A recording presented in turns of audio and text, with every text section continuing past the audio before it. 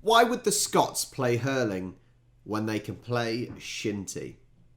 Now, this seems very tribalistic from way back when Britain was very much separated by different tribes.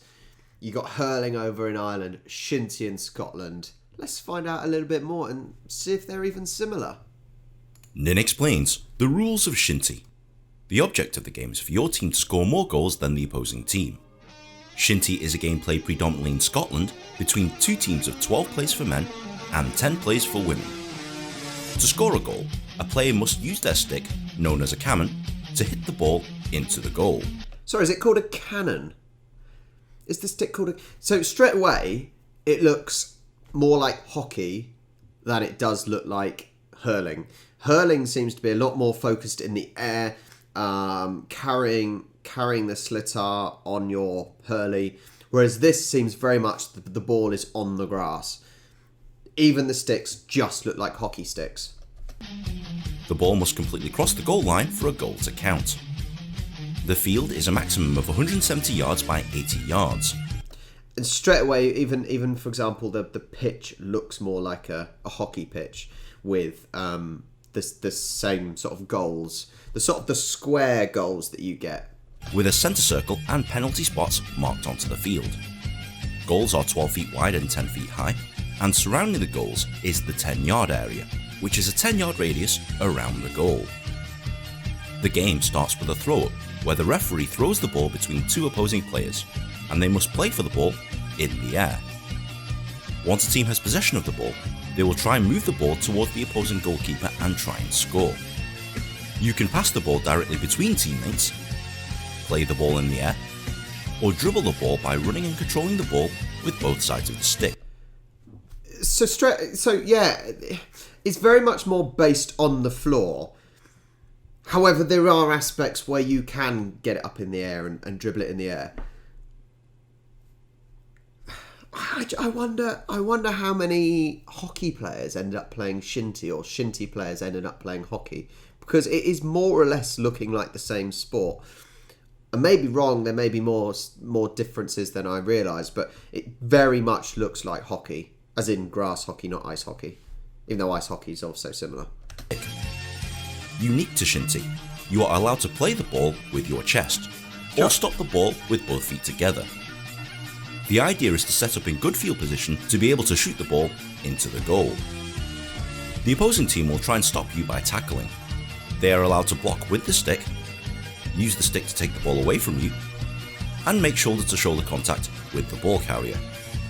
However, they cannot swing their stick into the stick of their opponent. This is known as hacking and is considered a foul. They will try and take the ball away from you so that they can score themselves. The game is played in two 45-minute halves for a combined playing time of 90 minutes, plus added time for injuries and stoppages. High score at the end of time wins. That's basically the gist of it, but there's a few other things that you'll need to understand before playing or watching Shinty. For example, substitution. A team is permitted to have a maximum of 5 substitutes on their bench. A team wishing to make a change of player can do this at any time, so long as the player being substituted comes off first. Foul.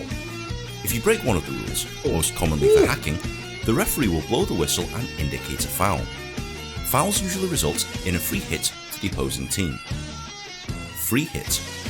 A free hit is awarded to the other team, usually after a foul has occurred.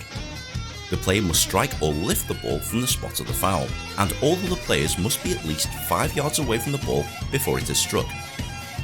Caution and sending off. Dangerous play is punishable by either a yellow card, which is a warning, or a red card, where you are sent off the pitch without a substitute replacement. Hitting. If a ball leaves the sidelines, the ball is awarded to the team who did not touch it last. They must play the ball back onto the field by striking it vertically in the air above their heads. Oh. So you throw it up and you've got to hit it with the thinnest bit of your cannon, did they call it? I was going to say stick for now. That's a different way of getting the ball back into play, isn't it? This seems like, I said, it seems like a tough man's version of hockey. There doesn't seem a lot of differences. Still trying to work out what the differences are, other than the fact that obviously you can play the ball in the air, whereas in hockey you don't.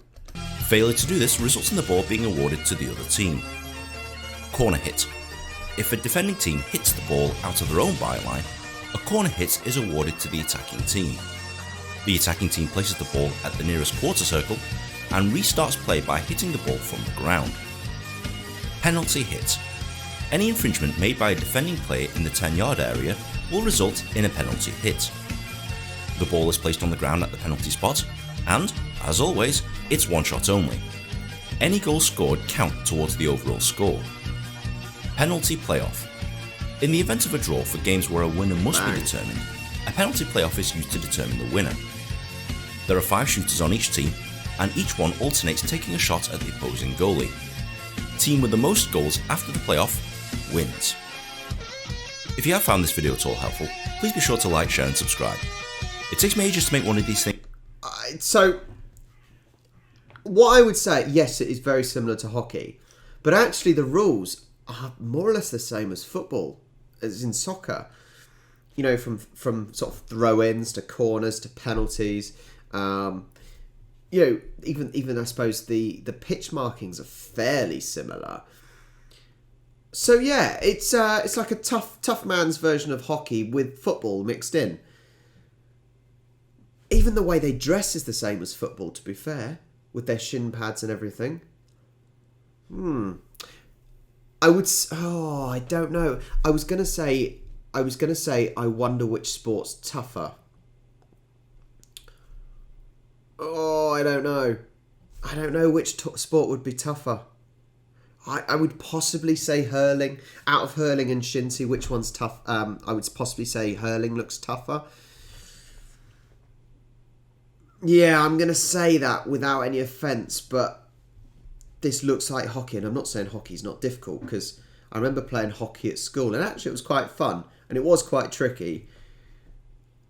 Yeah, shinty. Looks fun. Looks really fun. So let me know if you've tried it before. Let me know if you've been to any matches and watched any matches. Thanks for watching. I'll catch you next time.